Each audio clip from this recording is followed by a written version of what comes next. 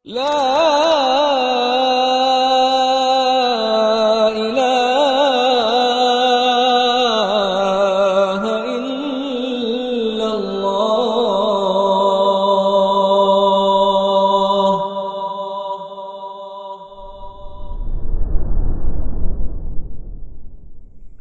إن الحمد لله نحمده ونستعينه ونستغفره ونعوذ بالله من شرور أنفسنا ومن سيئات أعمالنا من يهده الله فلا مضل له ومن يضلل فلا هادي له أشهد أن لا إله إلا الله وحده لا شريك له وأشهد أن محمدا عبده ورسوله لا نبي بعده يا أيها الذين آمنوا اتقوا الله حق تقاته ولا تموتن إلا وأنتم مسلمون يا أيها الناس اتقوا ربكم الذي خلقكم من نفس واحدة وخلق منها زوجها وبث منهما رجالا كثيرا ونساء واتقوا الله الذي تساءلون به والأرحام إن الله كان عليكم رقيبا يا أيها الذين آمنوا اتقوا الله وقولوا قولا سديدا يصلح لكم أعمالكم ويغفر لكم ذنوبكم ومن يطع الله ورسوله فقد فاز فوزا عظيما فإن أصدق الحديث كتاب الله وخير الهدي هدي محمد صلى الله عليه وسلم وشر الأمور محدثاتها وكل محدثة بدعة وكل بدعة ضلالة وكل ضلالة في النار. أما بعد, merupakan hal yang wajib diilmui dan diimani dalam perkara usuluddin atau asas agama adalah al-qadha wal qadar, tentang takdir dan iman terhadapnya, iman kepada qadha dan qadar, yang mana itu merupakan salah satu dari pilar iman, yang mana ini adalah kewajiban setiap insan, terutama muslim. Dengannya seseorang bisa menjalani kehidupan dengan cara, perilaku, sikap dan pandangan yang jauh lebih afdal.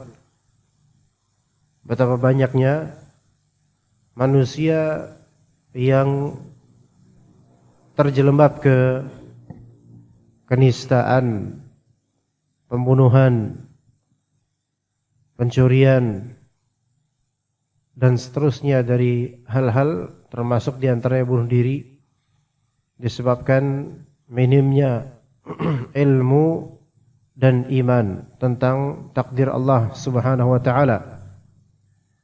Betapa adanya manusia yang tadinya tidak menentang syariat Allah, namun ketika dihadapkan dengan kenyataan yang pahit, yang tidak sesuai dengan seleranya, namun hal itu adalah sesuatu yang syar'i, maka dia pun perlahan-lahan berhasil mulai ditarik oleh syaitan menuju ke jurang pengingkaran terhadap syariat secara perilaku dan sikap. Walaupun secara lisan dia mengatakan saya tidak melawan syariat Allah, tetapi secara perilaku dan sikap maka jelas-jelas dia menentang syariat Allah Azza wa Jalla.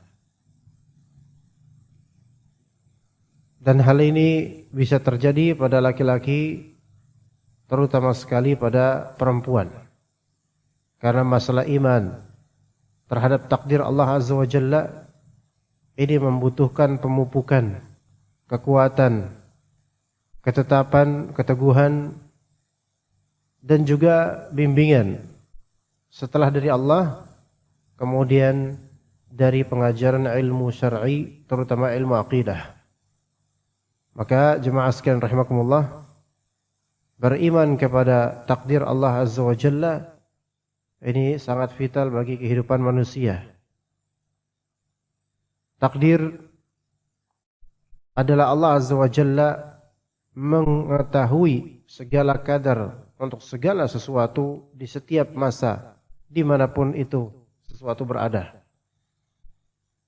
Yang mana Allah Ta'ala adakan atau tidak adakan, itu semua bagian dari takdir. Allah jadikan atau tidak jadikan, itu semua bagian dari takdir, atau bisa dikatakan itu semua adalah takdir. Kadang-kadang ada pertanyaan, musibah yang menimpa saya ini ujian atau takdir ya? Ini pertanyaan yang salah, yang berangkat dari kekurang fahaman akan konsep takdir Allah Azza wa Jalla. Karena segala sesuatu jadi atau tidak jadi, maka itu adalah pengaturan dari Allah Subhanahu wa ta'ala. Dan al-qadha wal qadar itu satu makna sebenarnya. Al-qadha wal qadar satu makna. Yang keduanya maknanya ketetapan dan ketentuan Allah atau takdir Allah Azza wa Jalla. Itu qadha dan qadar. Ya, ketetapan atau keputusan Allah Azza wa Jalla. Kita wajib mengimani qadha dan qadar. Sebagaimana kata Allah Azza wa Jalla, inna kulla syai'in khalaqnahu biqadar. Sesungguhnya segala sesuatu telah kami ciptakan dengan takdirnya. Kemudian Allah Ta'ala juga berfirman, wa kana amrullahi qadram maqdura. Dan urusan Allah, perkara milik Allah, itu semua adalah kadar yang telah ditakdirkan. Dan kemudian dalam hadis Jibril, riwayat Umar bin Al-Khattab, ketika ditanya Nabi SAW tentang iman, akhbirni anil iman, beritahukan kepada saya tentang iman, maka Nabi SAW mengatakan al-iman an tu'mina billahi wa malaikatihi wa kutubihi wa rusulihi wal yawmil akhir wa tu'mina bil qadri khairihi wa syarrih. Engkau beriman kepada Allah, malaikat-malaikatnya, kitab-kitabnya, rasul-rasulnya, hari akhir, dan engkau beriman kepada takdir baik maupun buruknya. Dan begitu juga dalam hadis Jabir bin Abdullah radhiyallahu anhuma, Rasulullah sallallahu alaihi wasallam bersabda, la yu'minu 'abdun hatta yu'mina bil qadar khairihi wa syarrih. Seorang hamba tidak disebut beriman sampai dia beriman kepada takdir baik maupun buruknya. Berarti takdir ada yang baik, ada yang buruk. Kemudian juga hatta ya'lama anna ma asabahu lam yakun liyukhti'ahu wa anna ma akhta'ahu lam yakun liyusibah. Dan juga tidak disebut beriman seorang hamba sampai dia mengilmui, ya berarti mengilmui di sini betul-betul pakai ilmu, betul-betul faham betul-betul bahwasanya apa yang menimpanya itu memang tidak melesat darinya, dan apa yang melesat darinya itu tidak akan menimpanya. Artinya kalau emang itu menimpa dia, yaitu berarti memang sudah Allah catat dan takdirkan menimpanya, tidak akan meleng hal tersebut sehingga menimpa orang lain. Itu memang sudah jatah Anda. Wa anna ma akhta'ahu lam yakun liyusibah. Dan apa yang menimpa dan apa yang melesat atau meleng darimu itu tidak akan sampai kepadamu. Ya. Maka kalau seseorang terkena sesuatu atau mendapatkan sesuatu kebaikan, baik atau buruk, memang itu sudah jatahnya dia. Itu sudah jatahnya. Berarti kalau dari sini, berangkat dari hal ini, iman kepada takdir itu diantara fungsinya adalah menetralisir kalbu dari hasad dan dengki kepada orang lain. Ya, beriman kepada takdir itu menetralisir hasad dan dengki pada orang lain. Karena hasad atau dengki itu kan sebenarnya pengakuan akan keunggulan pihak lain yang diterjemahkan dengan kekesalan dan keinginan agar dia mendapatkannya atau orang itu hilang nikmatnya. Itu. Sebenarnya hasad dan dengki itu adalah suatu pengakuan akan kelebihan orang yang didengki. Sebenarnya. Namun penerjemahannya itu dengan keinginan memilikinya atau keinginan agar orang yang didengki hilang nikmatnya.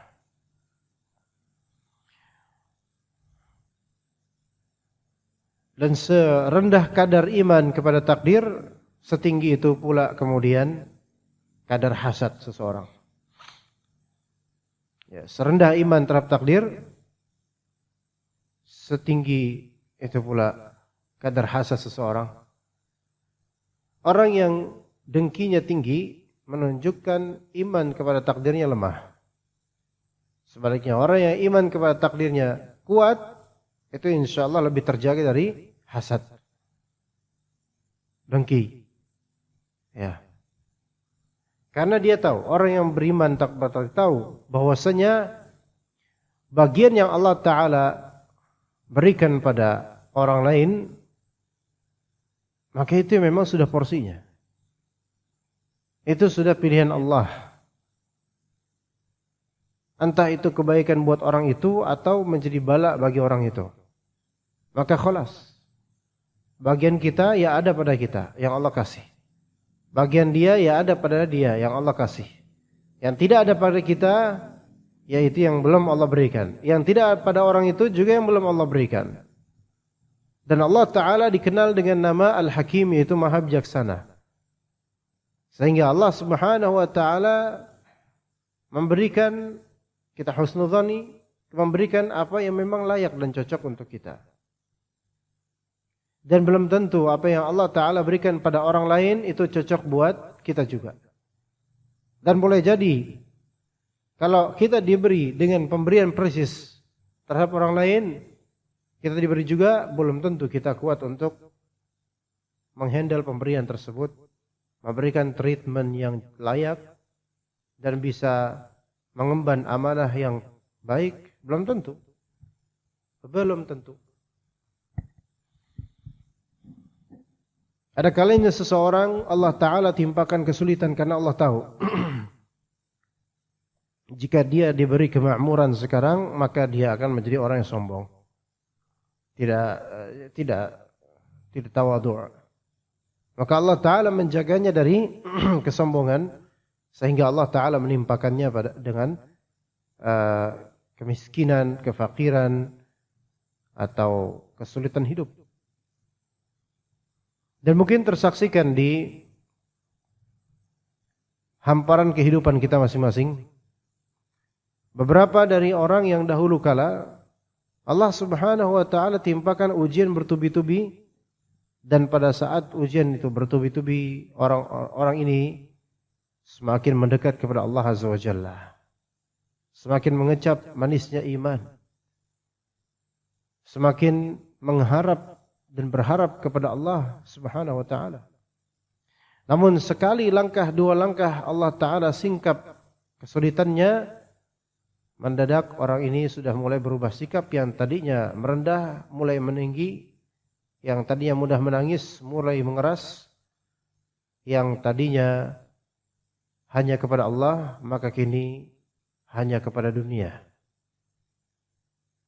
Bisa kita ambil hikmahnya dari kejadian-kejadian pada orang-orang ini, yakni bahwasanya keadaan rendah kadang-kadang membuat kita mencari ketinggian, yaitu Allah Azza wa Jalla. Dan keadaan tinggi seringkali membuat kita hanya melihat diri kita tinggi dan menatap kerendahan orang lain sehingga sombong. Semua ada bagiannya. Maka siapa yang dia mencukupkan dengan apa yang Allah Ta'ala pilihkan untuknya dari takdir, maka itu kebaikan buat dia. Namun jika dia menginginkan yang lebih dengan maksud untuk lebih menjaga, untuk lebih memperbanyak amalan dan pahala untuk akhiratnya, maka hal itu diperbolehkan selama tidak melampaui batas syar'i. Diperbolehkan. Taib, kata dikatakan oleh Nabi sallallahu alaihi wasallam dalam riwayat ada dalam hadis Ali bin Abi Thalib, la yu'minu 'abdun hatta yu'mina bi arba'. Tidaklah beriman seorang hamba sampai dia mengimani 4 hal. Yashhadu an la ilaha illallah wa anni rasulullah ba'athani bil haqq. Dia harus bersaksi bahwa saya tiada berhak disembah melainkan Allah, dan bahwasannya aku adalah Rasulullah. Allah Ta'ala telah mengutusku dengan kebenaran. Wa yu'minu bil maut, dan dia mengimani kematian, yaitu adanya kematian. Wa bil ba'thi ba'dal maut, mengimani adanya hari kebangkitan setelah kematian. Wa yu'minu bil qadar, dan mengimani takdir. Ilmu tentang iman kepada takdir, ilmu yang mahal. Karena banyak orang memurahkan dirinya disebabkan tidak beriman kepada takdir Allah Ta'ala. Ya, banyak orang memurahkan harga dirinya karena tidak beriman atau kurang beriman kepada takdir Allah Subhanahu Wa Ta'ala. Lihat bagaimana sebagian dari kupu-kupu malam, kalau kita telusuri, di antara penyebab mereka menjadi kupu-kupu malam karena mereka kurang atau tidak beriman kepada takdir Allah Subhanahu wa taala. Yaitu mereka mencari penghasilan yang seperti itu. Karena kurang percaya bahwasanya Allah Subhanahu wa taala memprovide penghasilan halal. Lihat bagaimana sebagian orang mengatakan nyari duit yang haram aja sekarang susah, apalagi yang halal. Nah, ini kan kebalik. Kalimat nyari duit yang haram aja sekarang susah, apalagi yang halal. Ini kan semakin menjauhkan dari prinsip mencari hal yang halal, mencari yang halal saja. Sehingga nyari yang haram karena enggak kurang percaya sama Allah Subhanahu wa taala. Padahal betapa banyaknya orang-orang yang berjuang untuk mendapatkan yang halal agar tidak terjerumus ke harta haram. Namun qadarullah yang seperti ini malah justru sebaliknya. Justru mencari yang haram karena kurang percaya sama Allah Subhanahu wa taala. Ya. Kurang percaya bahwasanya semua ini akan ada takdirnya dan bahwasanya Allah Subhanahu wa taala akan membukakan pintu rezeki yang lebih buat dia kalau dia mencari yang halal. Allah Ta'ala akan memberkatinya. Ya. Maka ilmu ini ilmu yang mahal. Ilmu tentang takdir, ilmu yang mahal. Dan sebagian dari orang mungkin lebih tertarik dengan hal-hal misal. Dan ini saya juga banyak membuktikan di banyak tempat. Ketika kita membuat judul tentang keharmonisan rumah tangga, aku ingin bersamamu selamanya. Kemudian ada apa dengan cinta, itu judul film ya Pak ya. Jadi apa ya? Ada apa dengan dirimu hai istriku? Ada seterusnya kalimat-kalimat itu. Mungkin akan menarik dan memikat banyak orang, terutama ummahat. Ya. Namun ketika kita mungkin melabeli atau judulkan iman kepada takdir Allah, wah ini kaku nih, subhanallah, wah ini enggak menarik. Nah, di sini kita menguji ternyata mindset banyak dari jemaah atau kaum muslimin atau salafiyin masih ya Jabodetabek itu masih mindset euforian yang hanya terikat atau terpikat bukan dengan ilmu sebenarnya. tapi hanya tertawan dengan judul belaka atau nama pemateri dan embel-embel di belakangnya. Maka di sini hikmahnya besar yang harus kita pelajari. Bahwasanya Anda wahai muslim muslimah, salafi salafiyah, talibul ilm atau talibah, ketika Anda mengikat hati dengan judul, mengikat hati dengan tampilan atau casing poster atau euforia banyaknya jemaah, maka sejatinya Anda tidak sedang mencari ilmu. Meskipun Anda mencatat, hatta Anda mencatat. Karena ilmu itu memang diikat dengan catatan, namun ilmu itu mestinya dimasukkan ke hati. Makanya betapa banyak catatan yang tidak terbacakan kemudian. Terutama ummahat, rajin mencatat. Kalau para bapak, rajin mengantuk. Nah itu udah biasa tuh. Paham atau enggak dengan kajian itu yang paling penting. Jadi bukan terikat dengan apa judul dan siapa pemateri. Ya, siapa pemateri itu bisa berpengaruh insyaallah taala. Tetapi kalau kita lihat bagaimana para ulama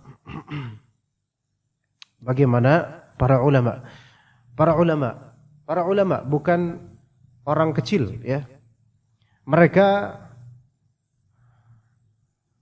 memberikan judul baik untuk kitab ataupun untuk kajian-kajian dengan judul-judul yang syar'i. Judul-judul yang syar'i. Keterpikatan kaum muslimin tidak mereka didik di masalah lafal-lafal yang kadang-kadang menurunkan kewibawaan ilmu syar'i. Ya. Seperti para masyayikh baik di Masjid Nabawi, Masjidil Haram, di masjid-masjid di Saudi Arabia dan juga para asatidzah kita yang mana mereka atau para asatidzah yang sudah lama berjibaku dalam dunia dakwah. Antum akan lihat perbedaan kedewasaan mereka dalam memberikan judul atau materi kajian yang mana materi atau judul tersebut terkesan kaku bagi sebagian orang. Namun kalau kita hadir di majlis mereka, kita dapati kalimat mereka begitu dalam, inspiratif dan aplikatif. Dan itu yang kami rasakan misal di beberapa daurah. Di bulan Januari ini Anda mengikuti 2 kali daurah Syekh Ibrahim Ar-Ruhaili hafizahullah. Baik di pesantren Imam Bukhari Solo selama 4 hari dan juga mengkhatamkan 2 risalah beliau di Masjid Al-Barakah Cilengsi. Yang mana semua judul yang beliau pilihkan berkaitan dengan akidah. Karena beliau profesor dan konsentrasi di masalah akidah dan manhaj. Di pesantren Imam Bukhari dihadiri 450 asatidzah sunnah. 450. Dan itu Masya Allah banyak. Kemudian di Masjid Al-Barakah sekitar 200-an atau 250. Anda tidak bertanya kembali. Tapi di sini apa? Lihat, kalau kita mau mengikuti trek ulama, maka kita katakan trek ulama itu adalah trek yang paling berhasil dalam berdakwah. Ya. Dan kemudian dalam memupuk keilmuan kaum muslimin, mereka mendahulukan di masalah-masalah akidah dan juga masalah-masalah praktek yang prinsipil seperti taharah, salat dan seterusnya.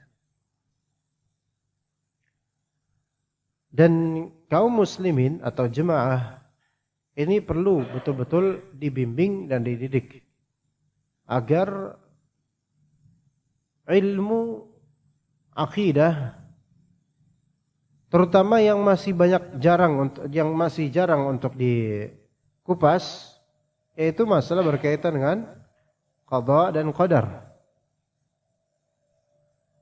Itu sangat penting karena terutama untuk ummahat ya.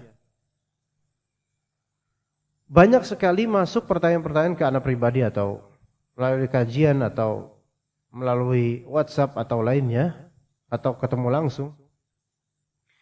Yang mana pertanyaan tersebut jawabannya yang paling awal adalah Anda kurang beriman kepada takdir Allah. Gitu. Anda kurang beriman kepada takdir Allah. Itu jawabannya. Ustaz, kenapa ya kok gini? Itu jawabannya hanya Anda perlu belajar takdir. Terutama perempuan. Karena keluh kesah mereka itu lebih banyak dibandingkan laki-laki. Dan itu berangkat dari kurangnya iman kepada takdir Allah Azza wa Jalla. Betul. Dalam rumah tangga, ya. Ikut kajian yang bagaimana cara harmonis dan seterusnya. Iya. Anda pribadi telah mencoba dan memancing beberapa pengajian misal. Sampai suatu ketika di Islamic Center Bekasi, kan dekat dari sini. Ya, Sumarekon sana dikit, ya kan? Tapi sebelum pandemi ya. Yang mana ketika itu animo ikhwan akhwat di Bekasi itu besar, subhanallah. Kalau sekarang sudah terlalu banyak parsial majelis ta'lim yang kadang-kadang saling bersaing, atau kadang-kadang ada beberapa majelis ta'lim yang memang pengen nyaingin atau ngunggulin atau ngalahin dengan membuat jadwal-jadwal yang sama. Itu bagian dari takdir memang. Tapi ketika itu Anda coba, kita pakai judul Aku ingin bahagia bersamamu misalnya. Judul yang sebenarnya itu agak sedikit alay ya. Walaupun ya masih agak ringan. Karena ada yang lebih enggak baik lagi gitu. Dan yang hadir itu 1000 sampai lebih. 1000 di ICB, Islamic Center Bekasi. 1000. Ikhwan, terutama akhwat, subhanallah. Ya kita merindukan momentum seperti itu, masya Allah. Tetapi kadang ketika kita, misal, iman kepada takdir Allah Azza wa Jalla, kering. Di beberapa tempat seperti itu terbukti, Anda buktikan itu. Padahal materi yang Anda sebutkan di kajian yang menarik temanya itu dibandingkan dengan yang temanya baku jauh lebih afdal, lebih bermanfaat dan lebih aplikatif serta lebih dalam yang temanya biasa aja. Nah, di sini kita pelajari bahwasanya kita mau pakai track mana? Apakah kita track menuntut ilmu karena tertarik lafal tema, atau menuntut ilmu karena saya perlu dengan ilmu itu sendiri. Gitu. Ya. Ibu-ibu juga ya. Perlu sekali. Takdir. Yang mana banyak sekali kehancuran manusia atau kehancuran baik moral, baik ibadah, baik sikap atau dalam rumah tangga, dalam jual beli itu semua karena semua kehancuran itu berangkat dari kurang beriman kepada takdir Allah Azza wa Jalla. Nah, kemudian dikatakan oleh Rasulullah SAW, kullu syai'in biqadar. Segala sesuatu itu dengan takdir, dengan kadarnya dari Allah. Hatta al-ajz wal kayyis, awal kayyis wal ajz. Sampai orang yang disable itu orang yang tidak mampu enggak punya duit, enggak punya apa, enggak bisa berbuat apa. Wal kayyis, atau orang yang kayis, yaitu yang kaya. Itu semua ada takdirnya. Maka melihat rumput tetangga mungkin lebih hijau, yaitu sudah takdirnya dia lebih hijau. Tapi kadang-kadang bukan karena rumput itu lebih hijau, tapi karena kita kurang memandang rumput sendiri. Gitu. Takdir. Ya. Jadi ilmu tentang iman kepada takdir itu melingkupi seluruh dari kehidupan kita. Oh, ini sudah memang takdir Allah Azza wa Jalla. Allah Ta'ala takdirkan seperti. Bahkan ngelihat rupa binatang dengan pernak-pernik dan warna-warninya itu, kita bisa kaitkan bahwasanya inilah yang Allah Ta'ala takdirkan untuknya. Subhanallah. Jadi ilmu tentang takdir ini sangat luas. Berkata Abu Hurairah radhiyallahu anhu, Rasulullah SAW bersabda, "Al-mu'minul qawiyyu khairun wa ahabbu ila Allah minal mu'minid dha'if." Orang beriman yang kuat itu lebih baik dan lebih Allah cintai daripada orang mukmin yang lemah. Wa fi kullin khairun. Dan untuk setiap dari mukmin yang lemah dan mukmin yang kuat itu semuanya baik. Kata Nabi SAW, ihris ala ma yanfa'uk. Berhasratlah engkau, semangatlah engkau untuk hal yang bermanfaat bagimu. Wasta'in billahi wa la ta'jaz. Minta tolonglah pada Allah dan jangan lemah. Wa in asabaka syai' fala taqul law anni fa'altu kadza lakana kadza atau fa'altu kana kadza wa kadza. Jangan pernah kamu katakan, seandainya dulu aku melakukan ini, tentulah aku akan begini begitu. Walakin qul qadarullahi wa ma syaa'a fa'ala. Tetapi katakanlah, ini adalah qadarullah, inilah takdir Allah, dan inilah apa yang Allah Ta'ala kehendaki, maka Allah lakukan takdir ini, gitu loh. Allah Ta'ala takdirkan ini, gitu. Beneran semua itu kalau kita kaitkan dengan takdir Allah Azza wa Jalla, kita akan mendapatkan pintu-pintu hikmah dari kejadian dan kenyataan. Kenapa kita itu susah mempelajari kenyataan? Karena tidak kita nisbatkan semua ini kepada takdir Allah Azza wa Jalla.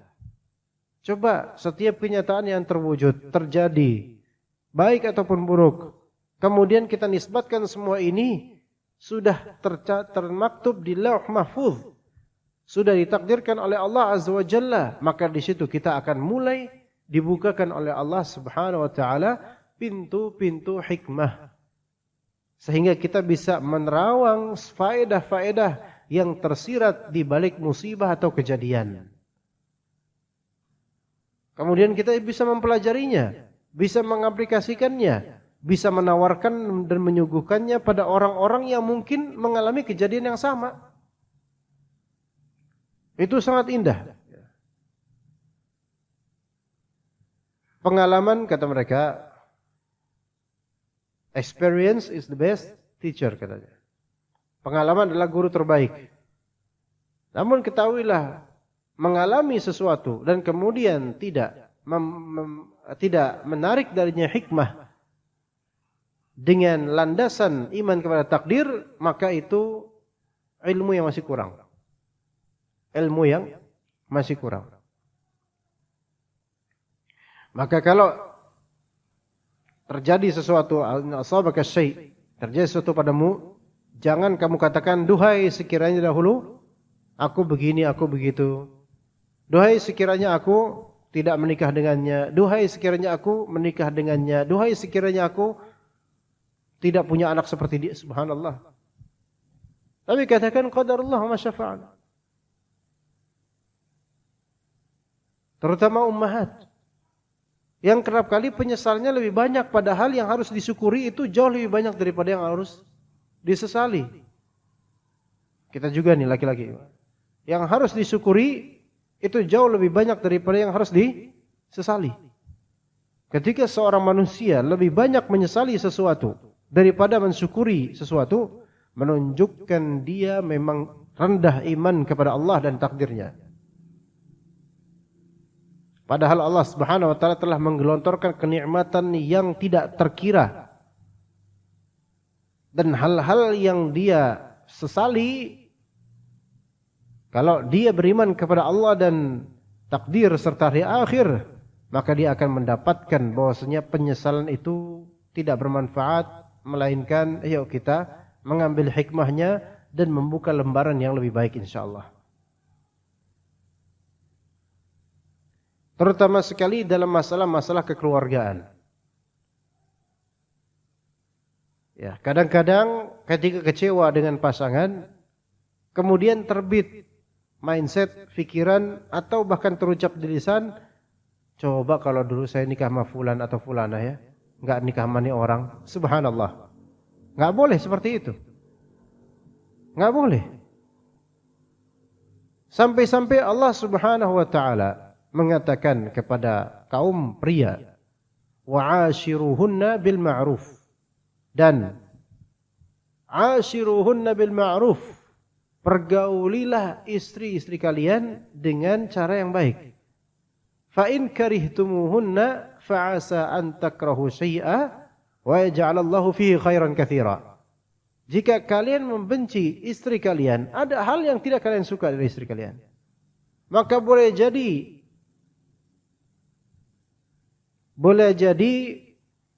kalian membenci sesuatu, namun Allah Subhanahu wa taala menjadikan adanya kebaikan yang banyak dari sesuatu yang kalian benci itu.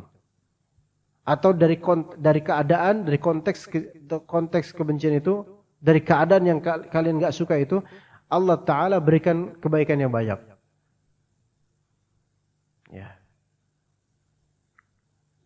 Jadi ketika kita enggak suka akan sesuatu, atau suatu keadaan kita tidak restui keadaan seperti ini, maka orang yang iman kepada takdirnya itu kuat, maka dia langsung teringat ini semua Allah Ta'ala yang atur. Pasti ada hikmahnya. Tidak ada yang perlu kita sesali dengan begitu larutnya. Kita perbaiki diri kita. Kita buka lembaran yang lebih baik lagi insyaallah dengan kenyataan ini. Sekarang kadang-kadang,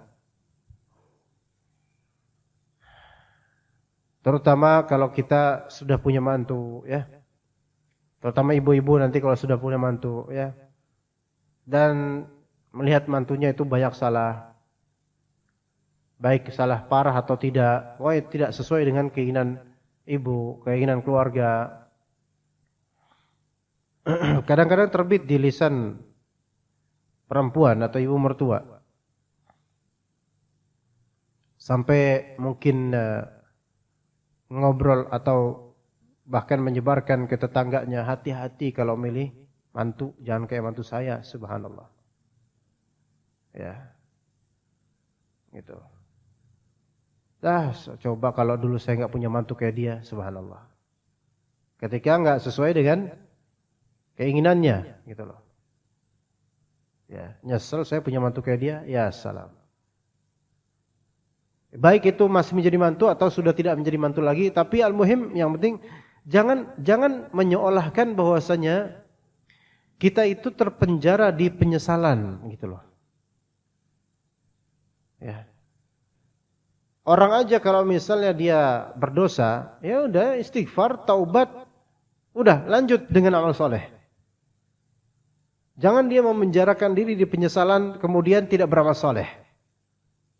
Enggak boleh. Lanjut dengan amal soleh. Terus. Ayo, lakukan amal soleh.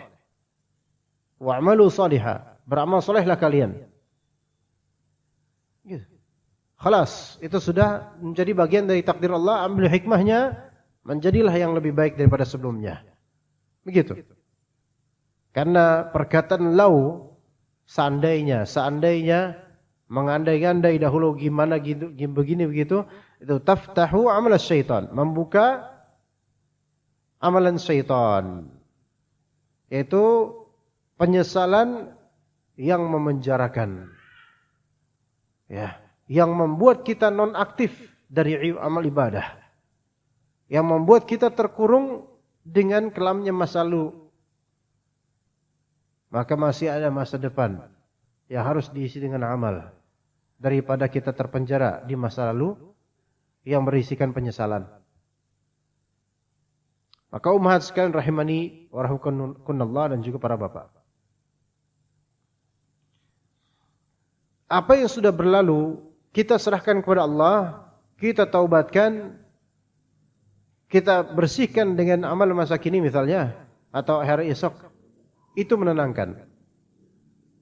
Itu menenangkan. Daripada kita berandai-andai yang membuka pintu syaitan dan mengetuknya, membukanya, kemudian syaitan melampirkan hal-hal berikutnya dari penyesalan, suudzon, dan kemudian tidak percaya pada Allah dan seterusnya. Ya. Ini refleksinya banyak sekali contoh-contohnya sebenarnya.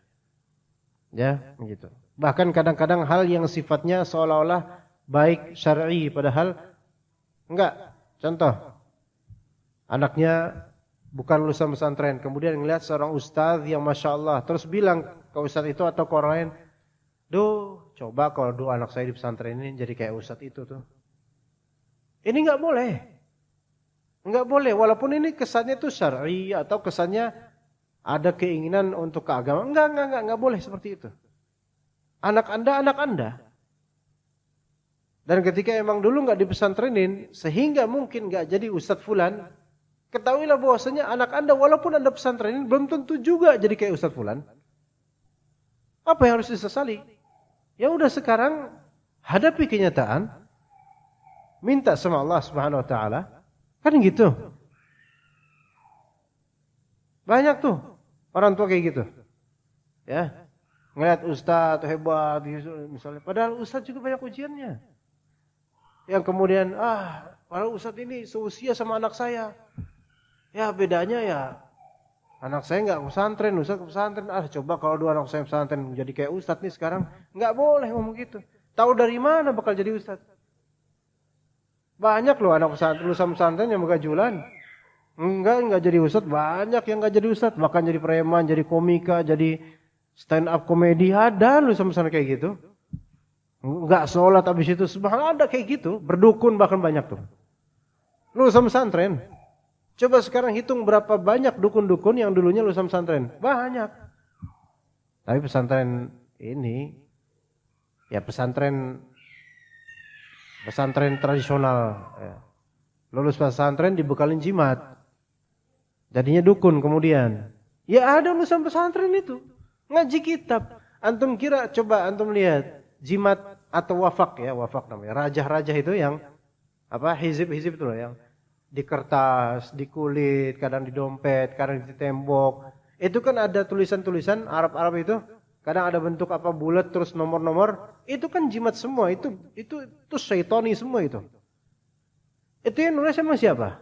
Dukun, iya dukun yang nulis. Dukun yang bisa nulis bahasa Arab dengan lancar, ayat Al-Quran dengan lancar, itu dukun lulusan mana? Pesantren. Ya, bukan berarti jangan ke pesantren Pak, anaknya nanti jadi dukun. Jangan, enggak gitu juga, bukan gitu. Maksudnya adalah Anda tidak tahu, gitu loh. Ini takdir terbaik untuk anak Anda, gitu. Kalau ternyata enggak pesantren dulunya, ya sekarang qadarullah mungkin jadi anak umum biasalah kayak umumnya anak enggak seperti ustaz. Ya udah itu jatah kita. Gitu loh. Jatah kita. Wah, berarti saya enggak bisa dong mengungguli ustaz itu pahalanya. Siapa bilang bisa aja kalau Allah takdirkan kemudian Anda punya kekayaan kemudian bisa mendanai banyak ustadz misalnya, Anda dapat pahala banyak. Beneran. Membantu para ustadz dalam dakwah mereka misalnya, Anda punya finansial, Anda bantu dengan finansial. Wah, itu besar pahalanya. Anda punya kemampuan teknologi, Anda bantu dengan itu besar pahalanya. Anda bisa menjadi penyelenggara yang baik, panitia yang baik, Anda lakukan itu untuk kajian-kajian, itu insya Allah besar pahalanya. Bisa kok, bisa. Cuma kalau udah effortnya udah sebegitu kuatnya, cuman tetap aja nggak bisa menyaingi keilmuan atau amalan seorang alim, maka ya khalas. Ya. Ini yang seperti sebagian sahabat yang lapor ke Nabi SAW. Ya Rasulullah, sesungguhnya saudara-saudara kita, para pedagang, mereka telah melampaui kita dari segi amal soleh sedekah. Yang kita nggak mampu, ini kata beberapa sahabat yang miskin. Kami pengen seperti mereka banyak pahalanya. Maka Nabi SAW kemudian menyebutkan beberapa zikir yang insya Allah menyamai pahala mereka. Ya udah dikasih tahu tuh amalan rahasia itu, kesebar pula ke orang-orang kaya. Akhirnya orang-orang kaya tersebut rajin sedekah plus rajin zikir dengan zikir yang sama. Ya Rasulullah, mereka zikir juga selain sedekah. Maka Rasulullah bilang, ya itu adalah keutamaan yang Allah Ta'ala berikan pada siapa yang Allah Ta'ala kehendaki. Itu orang kaya dan pandai zikir. Anda enggak kaya dan pandai zikir, mungkin zahirnya lebih afdal mereka memang. Ya udah, itu bagian mereka. Dan Anda bagian Anda.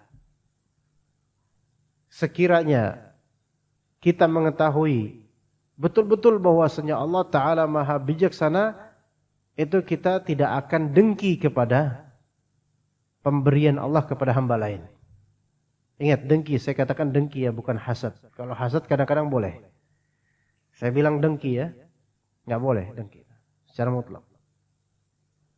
Yaitu sekiranya kita memahami kebijaksanaan Allah Subhanahu Wa Taala, dan sekiranya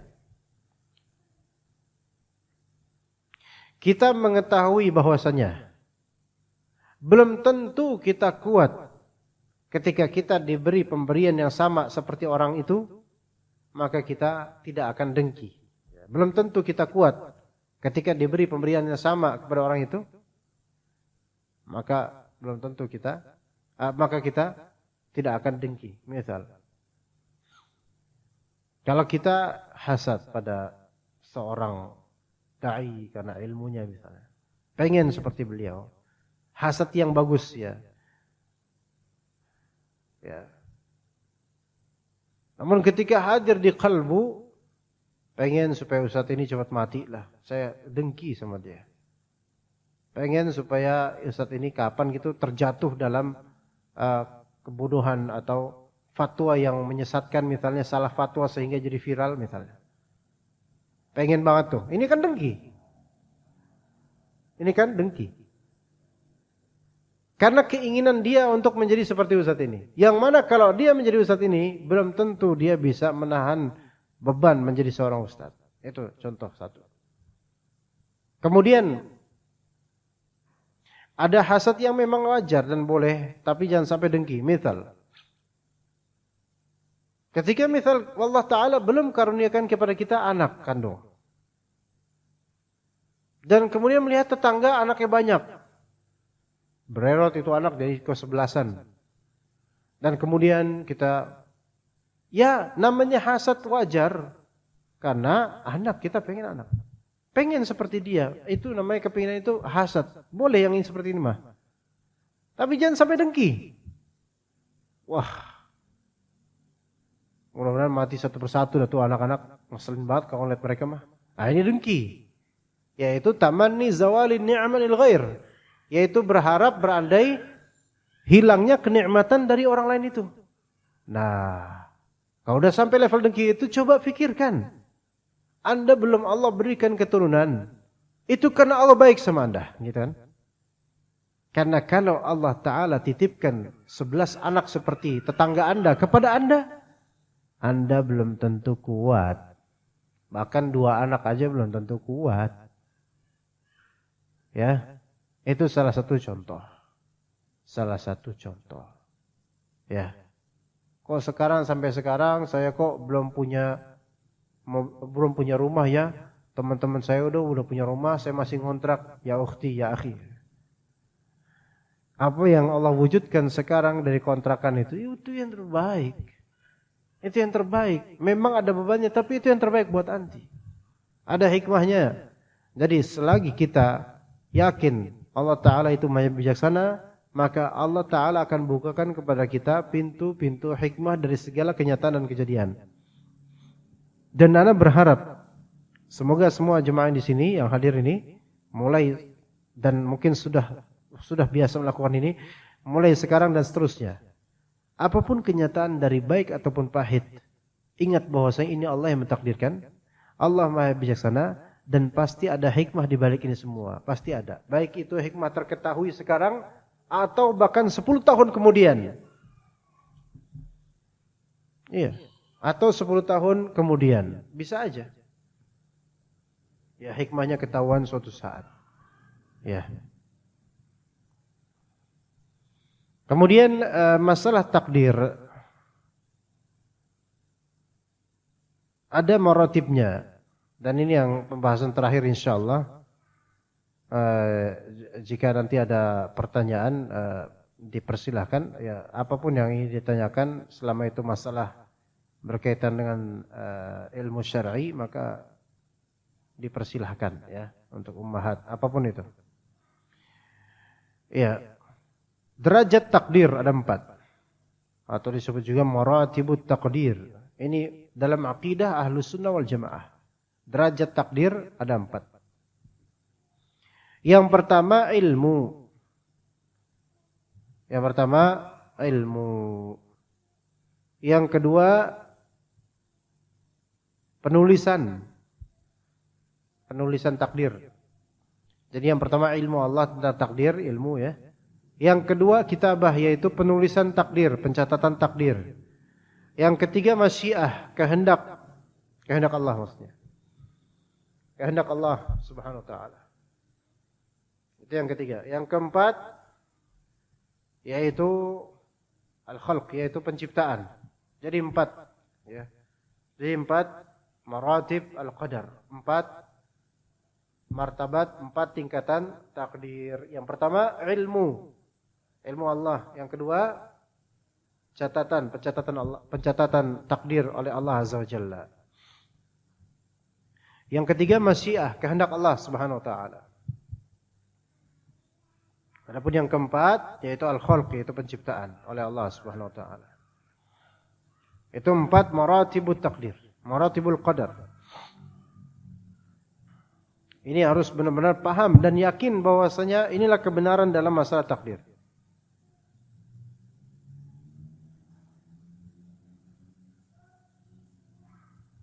Yang pertama 4 tadi ilmu Allah Subhanahu wa taala. Pertama ilmu Allah Azza wa Jalla. Ya ini meyakini bahwasanya Allah taala mengetahui segala sesuatu yang Dia takdirkan. Tahu apapun itu, segala sesuatu. Allah taala mengetahui apa yang telah berlalu, mengetahui apa yang sedang berlaku, mengetahui apa yang akan terjadi, dan mengetahui apa yang tidak terjadi. Yang sekiranya itu terjadi, Allah tahu bagaimana kejadiannya. Saya ulangi. Allah Ta'ala mengetahui apa yang telah terjadi. Itu jelas. Segala yang telah terjadi, Allah tahu. Ya. Apa yang sedang terjadi sekarang, Allah tahu juga. Itu yang kedua. Jadi apa yang telah terjadi, ya. Apa yang sedang terjadi, Allah tahu. Sekarang apa yang sedang terjadi, Allah tahu. Apa yang akan terjadi, yang ketiga, Allah tahu. Apa yang akan terjadi, Allah Ta'ala tahu. Yang akan nanti besok, tahun depan, hari kiamat, siapa-siapa masuk surga, siapa-siapa masuk neraka, Allah tahu semua itu. Dan yang keempat, apa yang tidak akan terjadi, Allah tahu. Apa yang tidak akan terjadi, Allah tahu. Yang sekiranya itu terjadi, Allah juga tahu gimana kejadiannya. Apa yang tidak akan terjadi, Allah tahu. Yang sekiranya itu terjadi, Allah tahu bagaimana kejadiannya. Jadi, apa yang tidak akan terjadi, Allah juga tahu. Itu yang keempat. Yang kalau itu misalnya terjadi pun, Allah tahu gimana kejadiannya.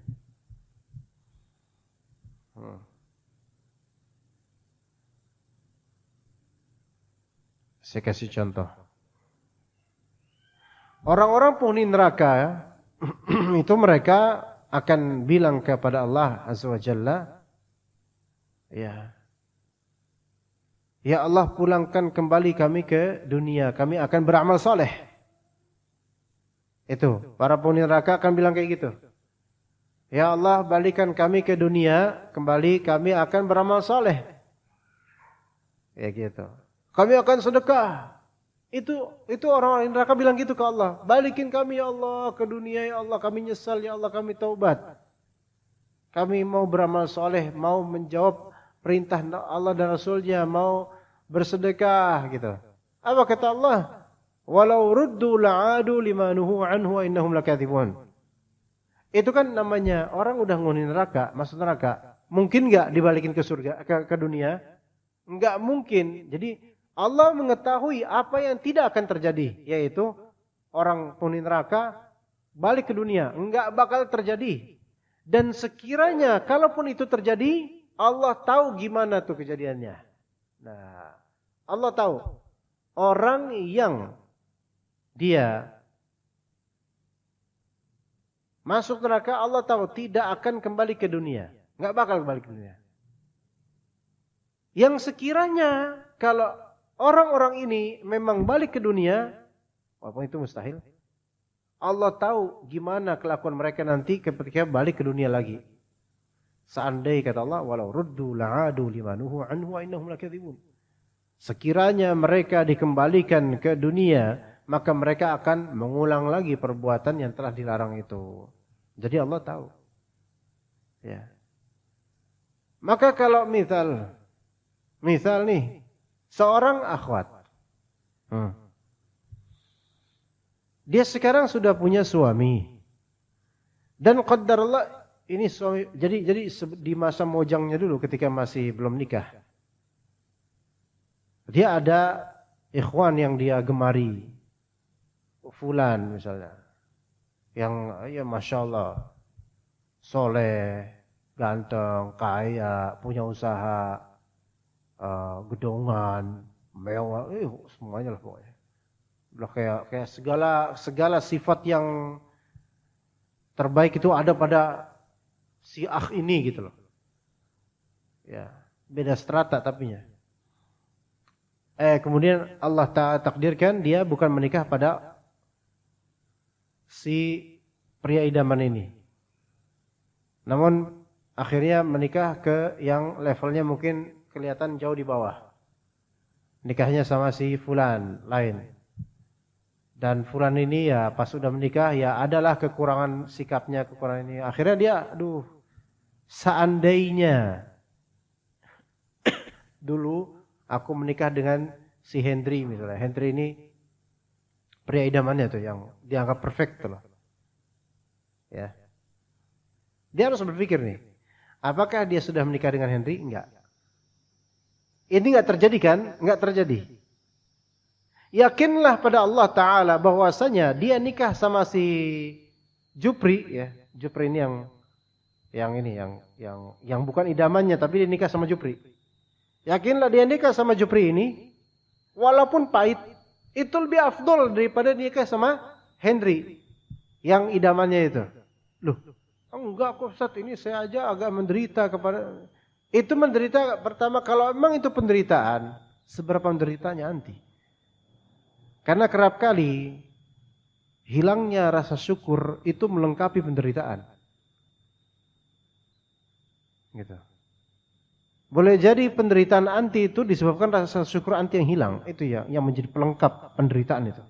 Tadinya enggak seberapa menderita, tapi ditambah dengan rasa syukur dan ditambah dengan berandai-andai itu melengkapi penderitaan, makin sempurna penderitaannya. Karena penderitaan itu berasal dari hati. Ketahuilah wa ukhti, kalau misalnya nih Allah Subhanahu wa taala tidak mentakdirkan, tidak menjadikan anti dengan si Hendri. Ketahuilah seandainya anti jadian sama Hendri pun Allah tuh tahu gimana kesudahannya. Boleh jadi anti akan lebih menyesal lagi daripada anti nikah sekarang sama si Pak Pajul, seperti Jupri tadi. Ya. Anda selalu mencontohkan Jupri ya. Gitu. Ya. Jadi kalau kita husnudzon sama Allah Subhanahu wa taala, ketahuilah apa yang kita andai-andaikan itu belum tentu membuat kita lebih baik. Dan apa yang kita diberikan oleh Allah Ta'ala dan kita syukuri, justru itulah yang membuat kita menjadi baik. Yang kita andai-andaikan itu belum tentu terwujud, dan kalaupun terwujud belum tentu baik. Itu kan menurut pikiran kita aja. Kenyataannya bisa jadi lebih buruk. Jadi Allah Ta'ala mengetahui segala sesuatu, gitu loh. Mengetahui apa yang telah terjadi, yang sedang terjadi, yang akan terjadi, yang tidak akan terjadi. Kalaupun itu terjadi, Allah juga tahu bagaimana kejadiannya. Begitu. Imani itu, ya. Bahwasanya Allah Ta'ala tahu, ya, tahu semuanya. Kemudian yang kedua yaitu kitabah, penulisan takdir. Bahwasanya iman mengimani bahwasanya Allah Ta'ala menulis segala sesuatu dari takdir di Lauh Mahfuz sebelum tercipta bumi dan langit 50.000 tahun sebelumnya. 50.000 tahun sebelum terciptanya langit dan bumi. Allah Ta'ala telah menulis takdir segala sesuatu. Itu sesuai dengan hadis Nabi SAW. Kata Allah Subhanahu Wa Ta'ala, wa kulla syai'in ahsaynahu fi imamin mubin, di surat Yasin. Segala sesuatu telah kami himpun catatannya di imam mubin, yaitu maksudnya di Lauh Mahfuz. Kemudian kata Allah Azza wa Jalla di surat At-Taubah, ini ayat At-Taubah 51. Ana tuh masih teringat banget ayat ini dibawakan oleh sahabat Ana. Ya. Namanya Suhandis. Ya, beliau terkenal di Bekasi ini. Itu biasa dikenal Kak Muslim namanya. Kenal enggak Kak Muslim? Ada yang tahu Kak Muslim enggak? Biasanya sama anak-anak beliau itu kajiannya. Ya. Dulu waktu masa-masa Covid, ya, ayat ini dibawakan oleh beliau ketika bulan Juni, Juli 2021. Qadarullah anak awal-awal terkena gejala. Itu hari-hari itu, bulan-bulan itu kalau nggak salah Delta itu. Covid versi Delta. Kan tahun berikutnya kan ada Covid versi Omicron kalau nggak salah. Ya, ada gejala nggak enak badan, batuk-batuk, nggak enak gitu. Kok kan penyakit aneh ya. Terus anak telepon Pak Kak Muslim ini, Suhandis, nama asli Suhandis. Beliau teman dekat dulu, dia Al Irsyad. Ya, setelah konsultasi sama beliau dan gini-gini gitu ya. Kemudian pada endingnya ada ayat yang menyentuh ana yang beliau bawakan, yaitu di surat At-Taubah 51. Sampai sekarang masih ingat. Jazahullah khairah. Qul la yusibana illa ma kataballahu lana huwa maulana wa 'alallahi falyatawakkalul mu'minun. Nah ini umahat sekalian, para ikhwan jemaah. At-Taubah 51 itu ayat yang coba kalau antum lagi ada muskilah atau masalah sesuatu, pikiran, penyakit, kehilangan, kematian dan seterusnya, katakanlah la yusibana illa ma kataballahu lana. Tidak akan ada yang menimpa kita kecuali apa yang memang Allah Ta'ala gariskan untuk kita. Huwa maulana. Nah ini solusinya. Solusi mindset. Dialah penolong kita. Dia, Allah yang penolong kita. Jadi Allah Ta'ala boleh jadi Allah Ta'ala mentakdirkan keburukan untuk kita agar kita meminta pertolongan padanya sehingga kita lebih dekat pada Allah. Sehingga Allah menolong kita. Ya. Ada orang derajatnya gitu-gitu aja. Tapi ketika dia jatuh, dia langsung bangkit dan lebih tinggi daripada sebelumnya. Ana ulangi. Ada orang derajatnya gitu-gitu aja. Namun suatu saat dia terjatuh dan dia terbangun, dan ketika dia terbangun dia lebih tinggi daripada sebelumnya. Maksudnya begini. Kata Ibnu Qayyim Al-Jauziyah rahimahullah dalam satu kitab beliau. Ada kalanya maksiat itu adalah rahmat bagi sebagian orang. Ada kalanya maksiat itu adalah rahmat bagi sebagian orang. Bagaimana? Boleh jadi Allah Ta'ala melihat nih orang ini biasa aja nih. Ya, kemudian Allah Ta'ala takdirkan kepada dia untuk maksiat. Maka dia pun bermaksiat dan dia kemudian tiba-tiba taubat. Dan ketika taubat makin tinggi imannya melebihi sebelum-sebelumnya. Itu salah satunya. Dan juga dalam hadis Nabi SAW. Allah Ta'ala melihat seorang hamba ini posisinya di surga itu derajatnya tinggi. Namun dia itu nggak punya amalan. Nggak punya amalan yang spesial yang membuat derajatnya. Tapi Allah Ta'ala catatkan fulan ini di surga nanti derajatnya bakal tinggi banget nih.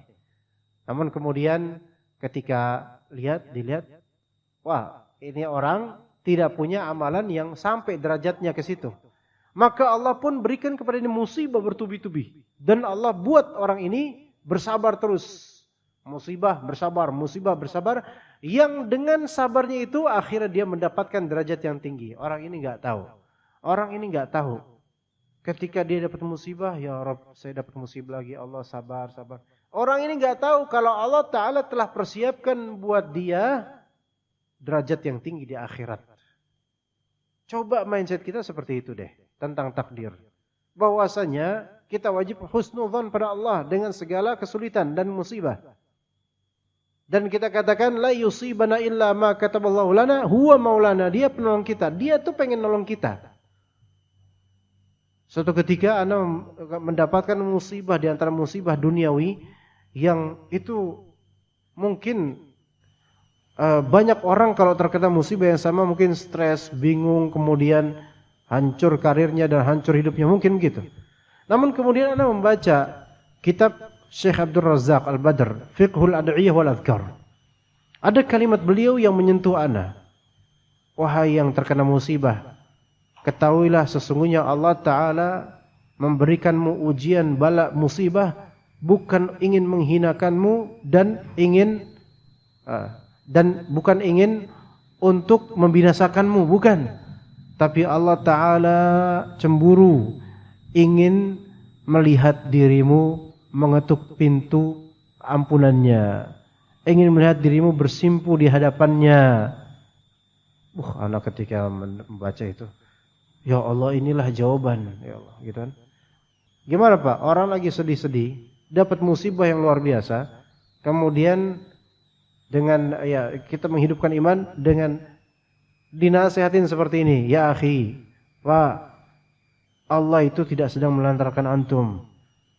Antum dapat musibah seperti ini bukan karena Allah ingin melantarkan antum, bukan. Allah tidak ingin menghinakan antum. Allah tidak ingin menghina. Jangan suudzon sama Allah. Kalau Allah ingin membinasakan antum, udah mati antum sekarang kan gitu. Tapi Allah Ta'ala menitipkan ujian ini supaya antum tuh kembali ke Allah. Allah tuh cemburu. Allah tuh pengen antum dekat. Manusia aja kalau cemburu kan gak enak kita. Tapi kan apa faedah dari cemburunya dia? Supaya apa? Supaya kita lebih dekat sama dia. Gitu Pak. Coba ketika istri antum cemburu sama antum. Tujuannya supaya apa tujuannya? Memang cemburu, misalnya cemburunya ekstrim, pecahin piring gitu, atau apa, ngambek, nggak ngomong, apa-apa. Tujuannya apa sebenarnya? Kan supaya dideketin. Supaya dideketin, kemudian kita mungkin minta maaf atau apa. Itu istri manusia, walillahil mathalul a'la. Dan Allah Subhanahu wa taala lebih pencemburu lagi terhadap hambanya yang Allah cintai. Begitu. Ya, coba seperti itu. Maka ini ayat Masya Allah. Huwa maulana, dialah penolong kita. Wa 'alallahi falyatawakkalul mu'minun. Dan kepada Allah lah maka hendaklah orang-orang beriman bertawakal. Segala sesuatu telah Allah catat, gitu loh. Maka tawakal sama Allah. Kemudian yang ketiga, martabat ketiga masyiah. Masyiah yaitu kehendak Allah Subhanahu wa taala. Martabat takdir yang ketiga, masyiah, kehendak Allah. Apa artinya? Meyakini bahwasanya apa yang Allah kehendaki itu akan terwujud dan apa yang tidak Allah kehendaki tidak akan terwujud. Ya. Meyakini bahwasanya apa yang Allah kehendaki pasti terwujud, enggak ada yang bisa ngalangin. Dan apa yang tidak Allah kehendaki, ya tidak terwujud. Itu aja. Ya. Itu adalah martabat masyiah. Nah, bagaimana penjelasan ringkasnya? Kata Allah Azza wa Jalla di surat Yasin, "Innama amruhu idza arada syai'an an yaqula lahu kun fayakun." Sesungguhnya urusan Allah, perintah Allah Ta'ala, kalau Allah Ta'ala menginginkan sesuatu untuk terjadi, Allah Ta'ala katakan kun, jadilah, maka jadilah itu. Itu sesuai kehendak Allah Subhanahu wa Ta'ala. Ya. Kemudian di surat Al-Kahf Allah Ta'ala berfirman, la taqulanna li syai'in inni fa'ilun dzalika ghadan illa ayyasha Allah. Jangan sekali-kali engkau mengatakan begini, besok saya bakal begini, kecuali engkau katakan juga insyaallah. Insyaallah itu artinya jika Allah menghendaki. Maka jangan merasa pasti besok bakal melakukan ini itu, kecuali katakanlah insyaallah. Karena sesuatu itu sesuai dengan masyiah dan kehendak Allah Subhanahu wa taala. Kemudian martabat yang keempat, dan ini materi terakhir insyaallah, al-khalq, menciptakan. Maknanya adalah meyakini bahwasanya Allah Subhanahu wa taala pencipta segala sesuatu, ya. Kemudian kata Allah Ta'ala surah As-Saffat, wallahu khalaqakum wa ma ta'malun. Allah Ta'ala menciptakan kalian dan menciptakan amalan kalian. Allah menciptakan kalian dan menciptakan apa yang kalian perbuat. Jadi kalau kita beramal sesuatu, amalan kita tuh makhluk juga gitu loh. Makhluk juga yang Allah Ta'ala kehendaki dan ciptakan itu terjadi.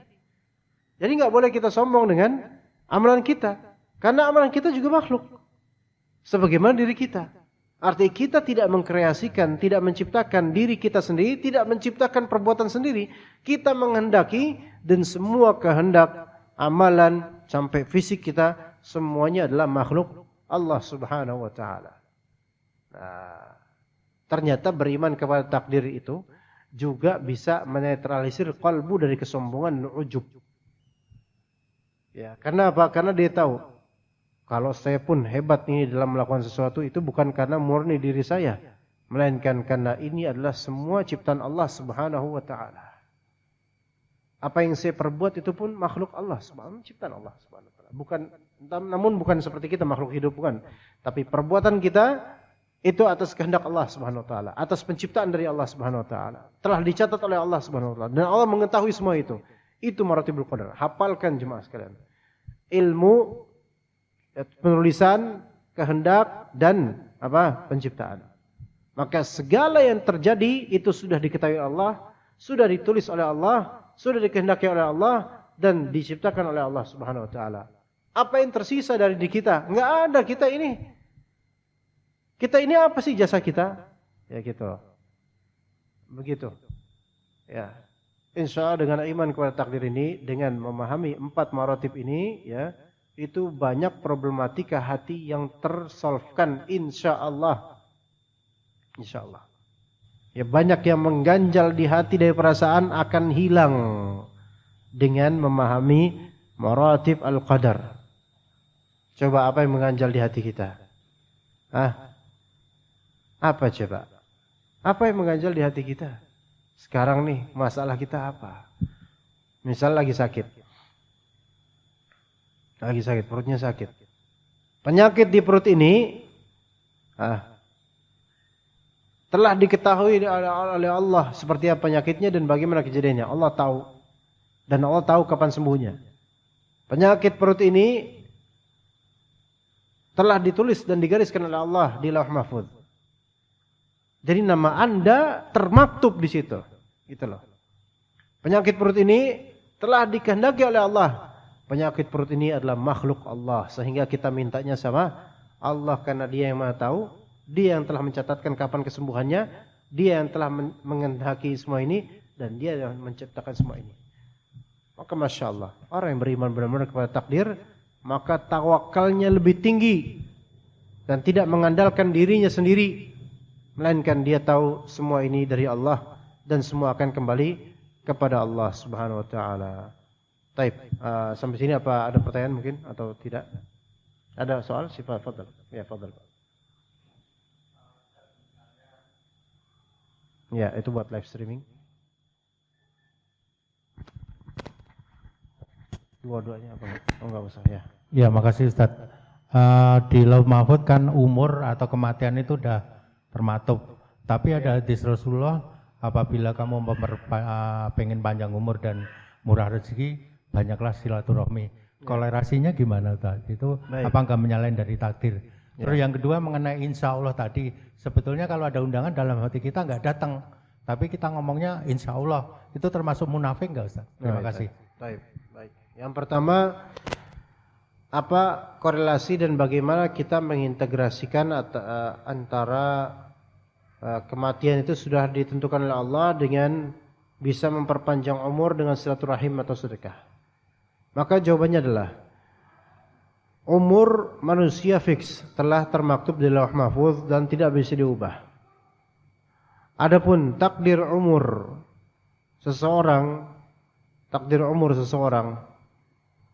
dari segi keduniaannya dia itu bisa diubah dengan sebab yang Allah Ta'ala gariskan seperti silaturahim atau mungkin kehendak Allah itu sendiri. Lalu bagaimana kok bisa ada dualisme takdir di sini? Iya, bahkan bukan dualisme aja Pak, 3lisme, 4lisme dan seterusnya takdir Pak.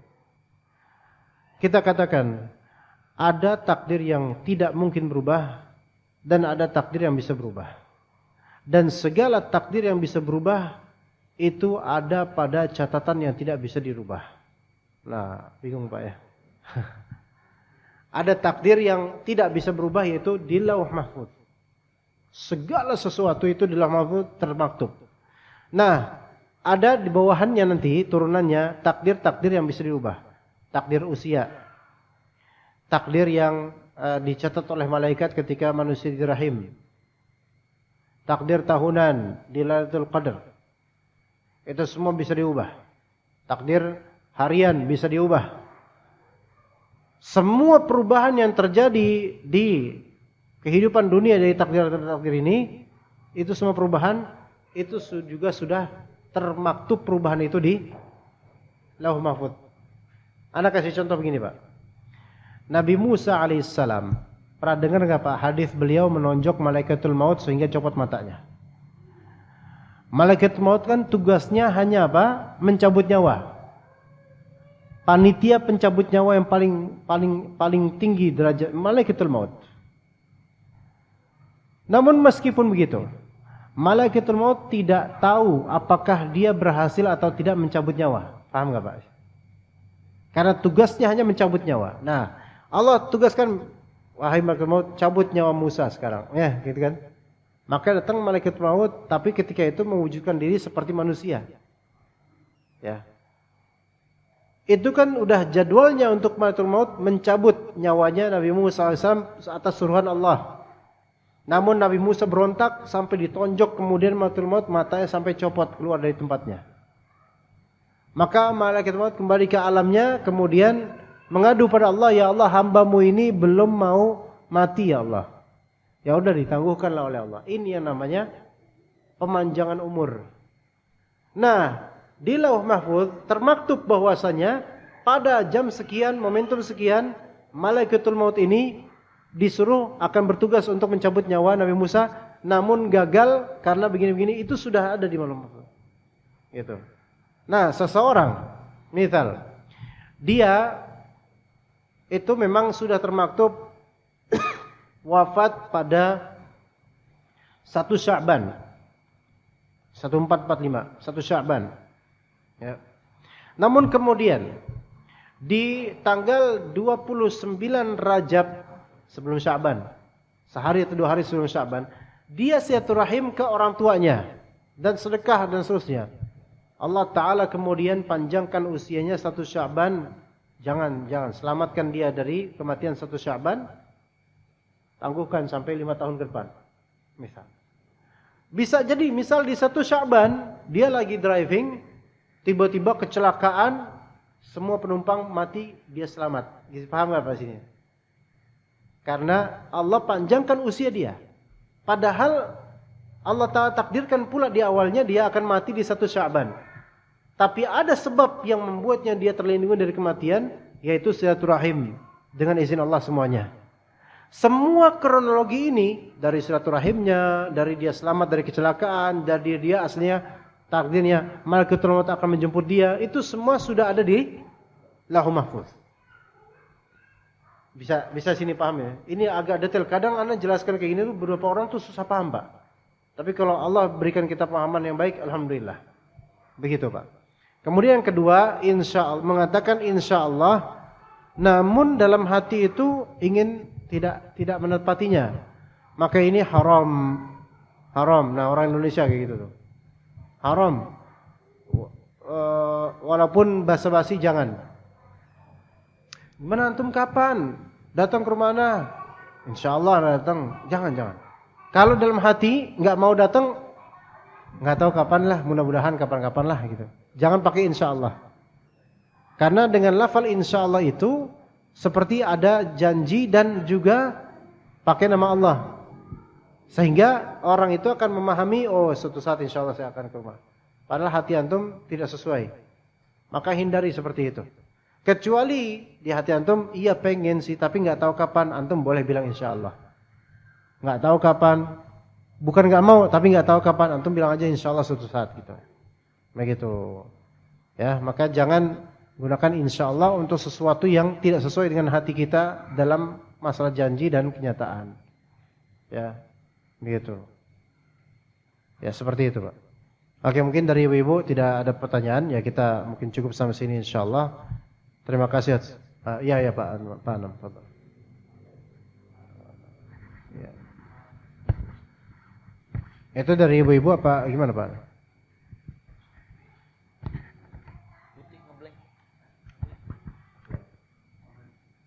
Online. Betul.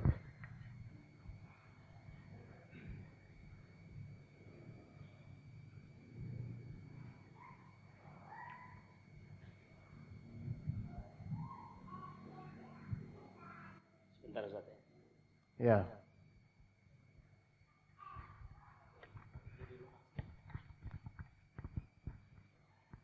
Tanya dari YouTube Ustaz.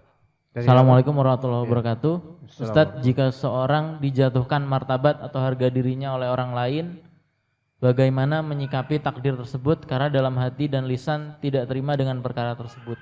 Apakah hal ini seperti menolak takdir? Terima kasih. Anda nggak tahu gimana maksudnya dijatuhkan martabat itu seperti apa. Tapi begini, kalau menjatuhkan martabat dengan maksudnya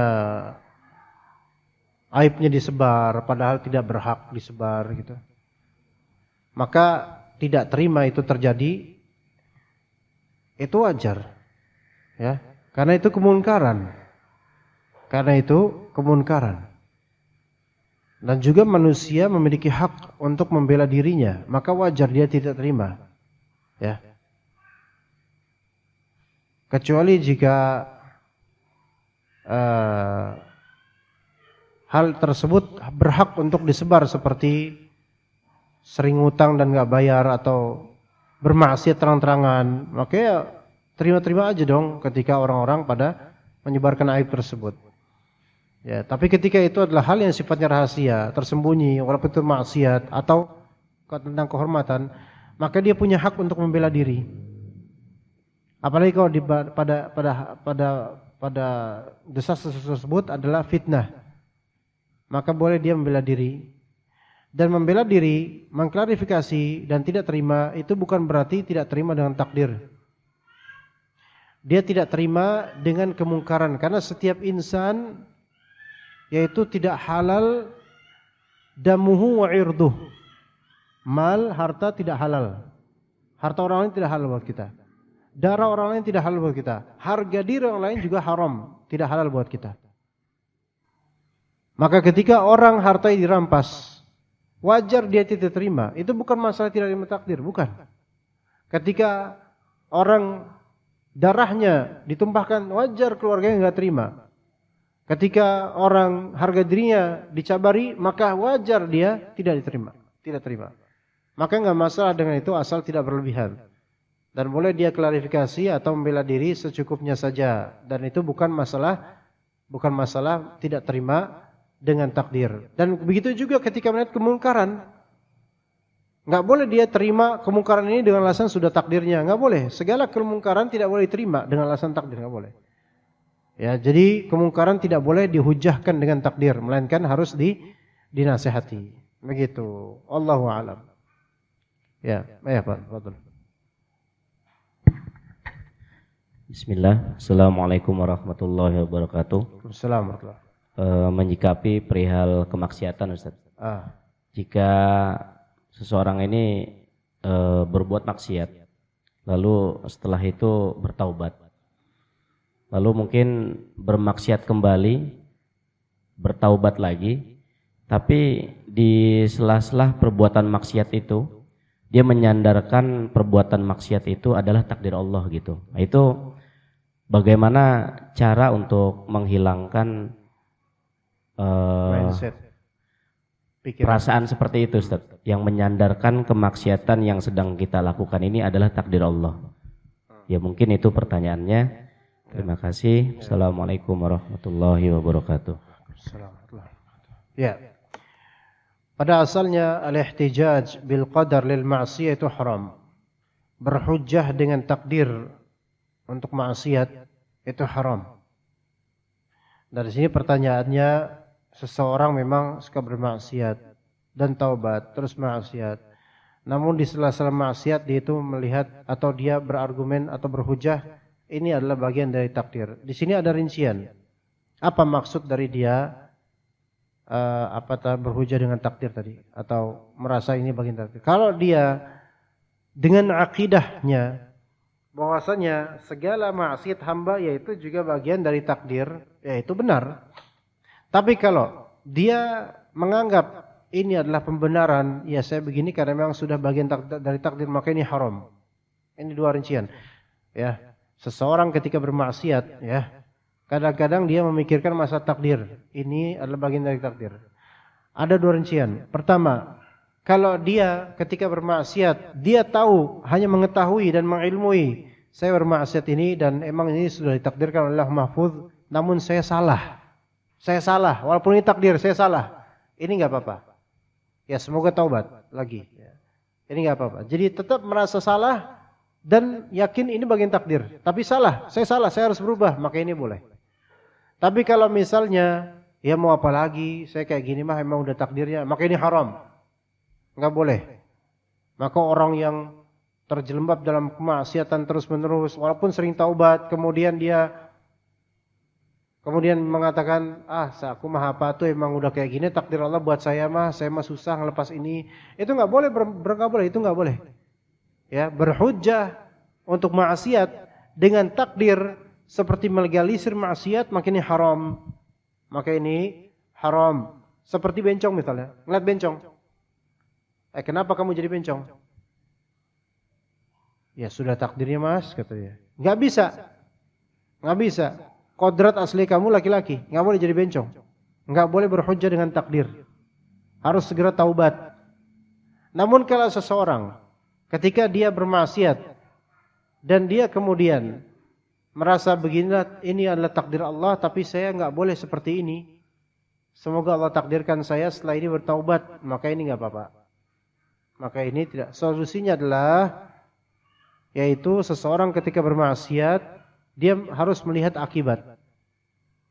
Bahwasanya akibat segala sesuatu itu juga ada takdirnya.